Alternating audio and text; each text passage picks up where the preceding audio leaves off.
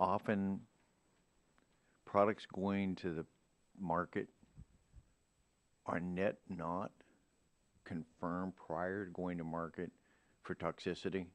That's correct. According to EPA, 85% of the pre-manufacture notices, this approval process for chemicals, do not have toxicity data. They have not submitted that to EPA.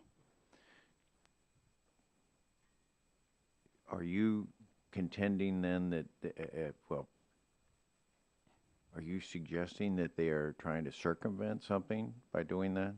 I'm suggesting that the system is broken. There actually isn't incentive for testing. There is an incentive not to test, because if you Do you think that they're testing themselves?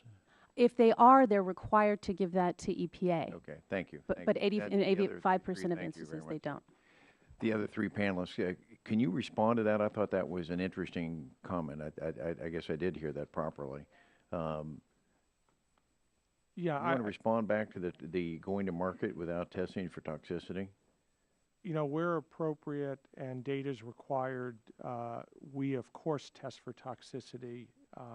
And the idea that we would put out products where we thought there was a risk simply for economic reasons, first of all, it doesn't make any economic sense because the risk would overwhelm any sales potential. B, we apply the tests that are appropriate, but we don't blindly apply all tests to everything. It's not economically viable either. So I think the underlying assumption is one I don't agree with. Sour? Yeah, and I think we got to distinguish between the EPA's ability to do an evaluation of a chemical and then the toxicity data that's being mentioned here. You can evaluate the safety of a material without having animal toxicity data. There are other avenues available to you. The EPA has at its disposal, you know, a vast database of animal data on historical chemicals, and they are experts in applying structure-activity relationships and productive modeling type systems to evaluate the safety of materials. So just because they don't get new animal testing data on a chemical that's coming in does not mean that they don't have an ability to evaluate that chemical for safety. Thank you. Mr. Isaac? Yes, sir. We actually think there would be a benefit to improved tools and better predictive modeling at the agency. And we also think that increased access and transparency to existing data that's out there would benefit the system as a whole. I understand that EPA is making some efforts in that direction, and we look forward to seeing the results of that. I'm just, let me, thank you for your responses back on that.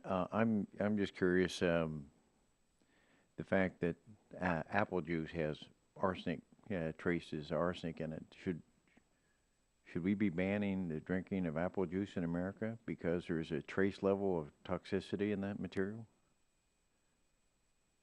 Ms. White? We would not say we need to ban apple juice, but it's certainly a cause for concern when we have all these situations where these low doses of chemicals, and arsenic is a different situation, but when we're talking about chemicals that are manufactured and not required to be tested before they go on the market, that is shocking for most Americans. I just, Ms. White, I think I'm with you more than you realize it, but I'm also wondering how often we get to maybe hysteria levels on some things. When we're burning coal, we have the issue of toxicity that people use exaggerated numbers and fears that are unwarranted, and it puts the fear in the minds of people. And the same thing with some of the. So I really do appreciate the responses that we've had here today. If people are going to market without checking for toxicity, whether it's internal or through the agency, I think we need to determine that. But it sure sounds like that the companies are doing their job themselves, it appears. And I would hope that we wouldn't be putting out false concerns to the public if they're out there on that. So with that, thank you, and I yield back the balance of my time. Thank the gentleman, and now I turn to the gentleman from California, Mr. McNerney, for 5 minutes. Thank you, Mr. Chairman. I thank the witnesses